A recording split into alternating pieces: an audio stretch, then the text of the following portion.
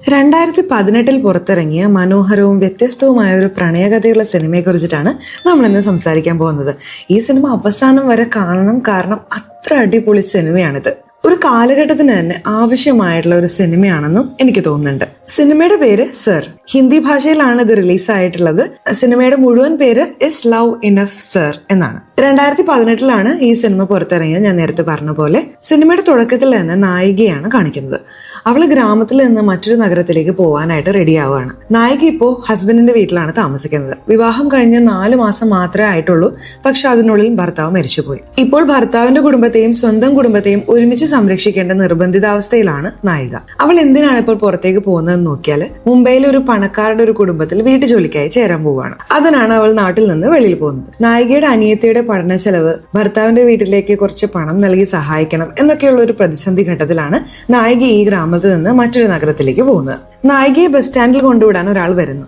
അയാൾ അവളെ കുറച്ച് ദൂരെ ഇറക്കി വിട്ട് ഒരു ഓട്ടോ പിടിച്ച് കുറച്ച് ദൂരം പോയി, അതിനുശേഷം ഒരു ബസ് പിടിച്ച്, അങ്ങനെ പല മണിക്കൂറുകളുടെ യാത്രയ്ക്ക് ശേഷം നായിക എത്തേണ്ട ആ വീട്ടിലെത്തി. മുംബൈ നഗരം കാണാൻ തന്നെ തിരക്കേറിയതാണ്. അവിടുത്തെ മനുഷ്യരും അങ്ങനെ തന്നെയാണ്. നായിക വന്നിരിക്കുന്ന ഒരു ആഡംബര അപ്പാർട്ട്മെന്റിലാണ്. ഒരു കോടീശ്വരൻ തന്റെ പുതിയ ഭാര്യയോടൊപ്പം ഇവിടെ താമസിക്കാൻ വരാൻ പോകുന്നുണ്ട്. അദ്ദേഹമാണ് ഈ സിനിമയിലെ നായകൻ.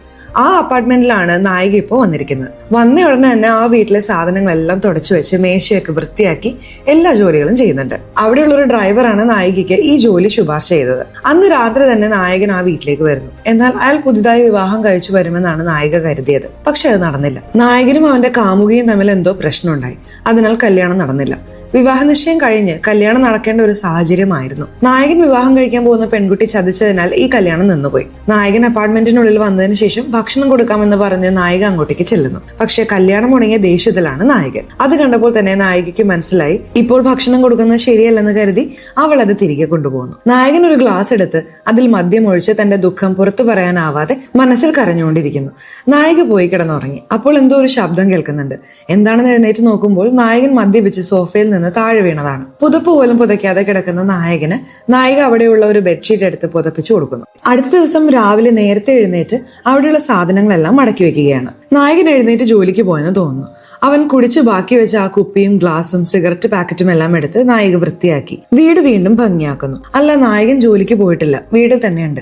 അവൻ ലാപ്ടോപ്പിൽ എന്തോ ജോലി ചെയ്തുകൊണ്ടിരിക്കുമ്പോൾ നായിക അവന് പ്രഭാത ഭക്ഷണം തയ്യാറാക്കി കൊണ്ടുവന്നു കൊടുക്കുന്നു. അവന്റെ മാനസികാവസ്ഥ കാരണം നായികയോട് ഒരു വാക്കുപോലും സംസാരിക്കുന്നില്ല. അപ്പോൾ നായകന് ഒരു ഫോൺ വരുന്നു. ആരാണ് നോക്കുമ്പോൾ നായകന്റെ അമ്മയാണ് വിളിച്ചത്. ഈ കാലത്ത് കല്യാണത്തിന് മുമ്പ് പെൺകുട്ടികൾ പലരെയും പ്രണയിക്കുന്നത് വലിയ കാര്യമൊന്നുമല്ല. നീ അമേരിക്കയിലായിരുന്നില്ലേ, നിനക്ക് ഇതൊക്കെ സർവ്വസാധാരണമായി തോന്നുന്നില്ലേ? അവളെ തന്നെ കല്യാണം കഴിക്കാമായിരുന്നു.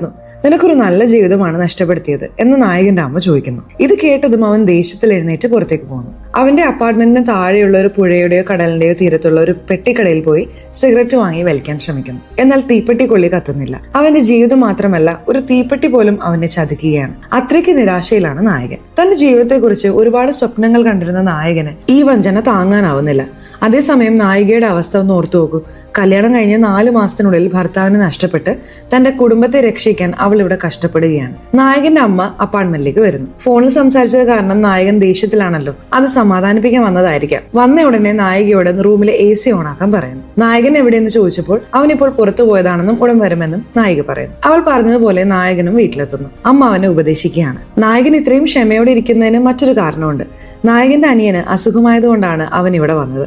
പക്ഷെ ഒരുപാട് ശ്രമിച്ചിട്ടും അവനെ രക്ഷിക്കാൻ കഴിഞ്ഞില്ല. അവൻ മരിച്ചുപോയി. ഇത് കാരണം അവന്റെ അച്ഛനും അമ്മയും മാനസികമായി തളർന്നിരിക്കുകയാണ്. അതുകൊണ്ട് നായകൻ ഒന്നും എതിർത്ത് പറയാതെ അവർ പറയുന്നത് കേട്ട് ക്ഷമയോടെ ഇരിക്കുന്നു. അമ്മ പോയതിനു ശേഷം നായകൻ ജോലിക്ക് പോകുന്നു. ഒരു കെട്ടിട നിർമ്മാണ കമ്പനിയിലേക്കാണ് അവൻ പോകുന്നത്. അവിടുത്തെ മുതലാളി നായകന്റെ അച്ഛനാണ്. എന്നാൽ നായകന് ഈ ജോലിയിൽ ഒട്ടും താല്പര്യമില്ല. ഒരു എഴുത്തുകാരനാകണം, ഒരു പുസ്തകം എഴുതണം എന്നാണ് അവന്റെ ആഗ്രഹം. അതേസമയം നായിക മാർക്കറ്റിൽ വന്നിരിക്കുകയാണ്. ഇറച്ചി വാങ്ങാനാണ് അവൾ വന്നിരിക്കുന്നത്. അവൾ പ്യൂർ വെജിറ്റേറിയൻ ആണെങ്കിലും നായകന്റെ വിഷമം മാറ്റാൻ എന്തെങ്കിലും നല്ലത് പാചകം ചെയ്ത് കൊടുത്താൽ അവന്റെ മാനസികാവസ്ഥ ഒന്ന് മാറുമെന്ന് അവൾ കരുതുന്നു. അതിനായി അടുത്ത വീട്ടിലെ ജോലിക്കാരിയും കൂട്ടിപ്പോയി നോൺ വെജ് സാധനങ്ങളെല്ലാം വാങ്ങി യൂട്യൂബിൽ വീഡിയോ കണ്ട് പാചകം ചെയ്യുന്നത് പോലെ ആ ജോലിക്കാരി ഒരു പേപ്പറിൽ എങ്ങനെ പാചകം ചെയ്യണമെന്ന് എഴുതി കൊടുക്കുന്നു. ആ പേപ്പർ നോക്കി നായിക പതിയെ പതിയെ പാചകം ചെയ്യുന്നു. എന്നാൽ നായകനോട് ഭക്ഷണം കൊണ്ടുവരട്ടെ എന്ന് ചോദിച്ചപ്പോൾ അവൻ വേണ്ടെന്ന് പറയുന്നു. ഇപ്പോൾ കഴിക്കാൻ തോന്നുന്നില്ലെന്നാണ് അവൻ പറയുന്നത്. ഇതിനിടെ നായികയ്ക്ക് ഒരു ഫോൺ വരുന്നു. നായികയുടെ അനിയത്തിയാണ് വിളിക്കുന്നത്. ജോലി ശരിയായോ എന്നൊക്കെ ചോദിച്ച് അവിടെ നടക്കുന്ന വിശേഷങ്ങളെല്ലാം അവൾ നായികയോട് പറയുന്നു. അടുത്ത ദിവസം നായിക വീട് വീട് വൃത്തിയാക്കുമ്പോൾ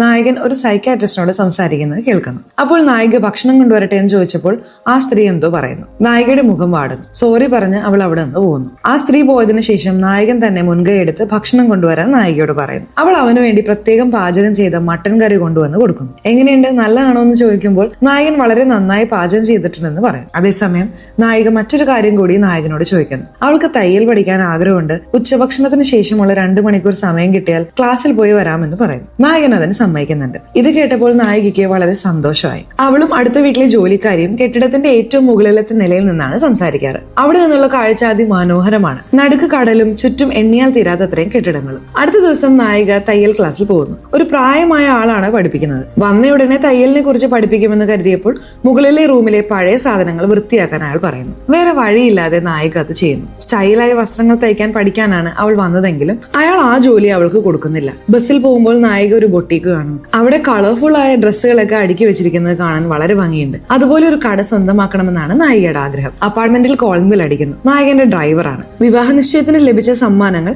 നായകന്റെ പേരിൽ വന്നവയെല്ലാം പെൺകുട്ടിയുടെ വീട്ടുകാർ തിരികെ കൊടുത്തുവിട്ടിരിക്കുകയാണ്. അത് കൊണ്ടുവന്ന് ഡ്രൈവർ കൊടുത്തിട്ട് പോകുന്നു.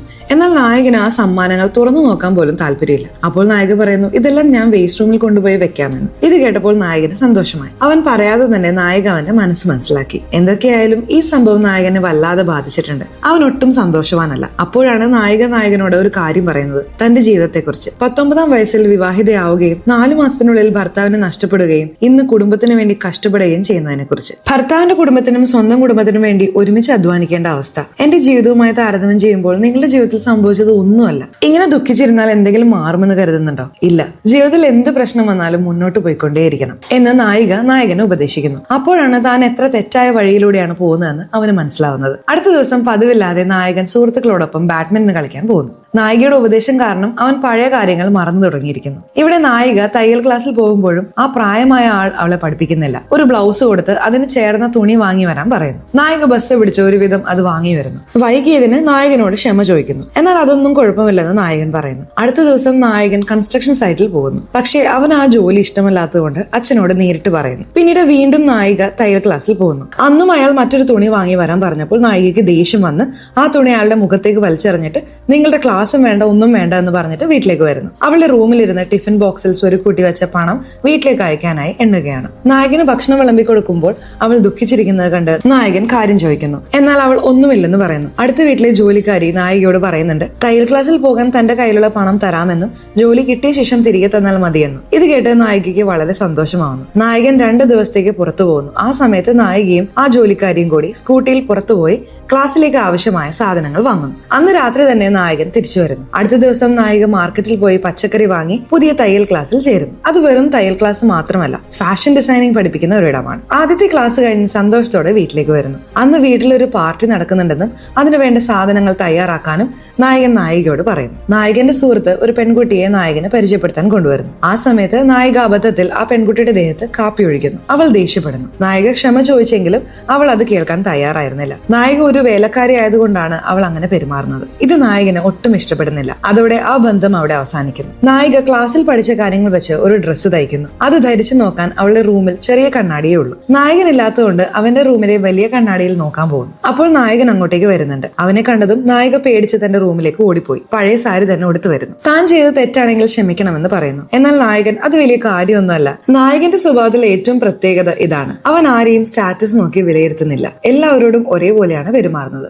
നായിക ബസ്സിൽ പോകുമ്പോൾ കണ്ട ആ ബൊട്ടീക്കിൽ ഒരിക്കൽ കൂടി പോകുന്നു. അവിടെ വെച്ച് ഒരു സ്ത്രീ അവളെ വഴക്കു പറഞ്ഞ് പുറത്താക്കുന്നു. ഇത് അവളെ വല്ലാതെ വിഷമിപ്പിക്കുന്നു. ഈ വിവരം അവൾ നായകനോടും പറയുന്നു. അടുത്ത ദിവസം നായകൻ അവൾക്ക് ഫാഷൻ ഡിസൈനിങ്ങിനെ കുറിച്ചുള്ള ഒരു പുസ്തകം സമ്മാനിക്കുന്നു. അത് കണ്ട് പഠിക്കാനായി. പിന്നീട് നായകന്റെ ബർത്ത്ഡേക്ക് നായിക സ്വന്തമായി തയ്ച്ച ഒരു ഷർട്ട് അവന് സമ്മാനിക്കുന്നു. അത് അവന് ഒരുപാട് ഇഷ്ടപ്പെടുന്നുണ്ട്. ആ ഷർട്ട് ഇട്ടുകൊണ്ടാണ് അവൻ ഓഫീസിലേക്ക് പോകുന്നത്. പോകുന്നതിന് മുമ്പ് ഈ ഷർട്ട് താനാണ് തന്നതെന്ന് ആരോടും പറയരുതെന്ന് നായിക പറയുന്നു. അന്ന് രാത്രി നായകനും സുഹൃത്തും ബാറിലിരുന്ന് മദ്യപിക്കുമ്പോൾ ഒരു പെൺകുട്ടി നായകനെ ശ്രദ്ധിക്കുന്നു. അന്ന് രാത്രി അവൾ നായകന്റെ അപ്പാർട്ട്മെന്റിലാണ് താമസിക്കുന്നത്. അടുത്ത ദിവസം രാവിലെ അവൾ പോകുന്നത് കണ്ട് നായികയ്ക്ക് വല്ലാത്ത വിഷമം തോന്നുന്നു. നായികയുടെ അനിയത്തിയുടെ കല്യാണം ഉറപ്പിക്കുന്നുണ്ട്. അവൾ ഡിപ്ലോമ കോഴ്സ് പൂർത്തിയാക്കുന്നതിന് മുൻപ് കല്യാണം കഴിക്കുന്നതിൽ നായികയ്ക്ക് എതിർപ്പുണ്ടെങ്കിലും അനിയത്തി അത് കേൾക്കുന്നില്ല. ഈ വിഷയം നായകനോട് പറയുമ്പോൾ അവൻ അവളെ ആശ്വസിപ്പിക്കുന്നു. കല്യാണത്തിന് പോകാനായി നായകനോട് അനുവാദം ചോദിക്കുന്നു. പോകുന്നതിന് മുൻപ് നായകൻ അവൾക്ക് കുറച്ച് പണം കൊടുക്കുന്നു. കല്യാണത്തിന് ശേഷം തിരിച്ചു വന്ന നായിക കല്യാണ ഫോട്ടോകൾ നായകനെ കാണിക്കുന്നു. അടുത്ത ദിവസം നായികയ്ക്ക് ഒരു പാഴ്സൽ വരുന്നു. നായകനാണ് അത് അയച്ചത്. അതൊരു തയ്യൽ മെഷീൻ ആയിരുന്നു. അത് കണ്ടപ്പോൾ നായികയുടെ കണ്ണു നിറയുന്നു. വിനായക ചതുർത്ഥി ആഘോഷത്തിനിടെ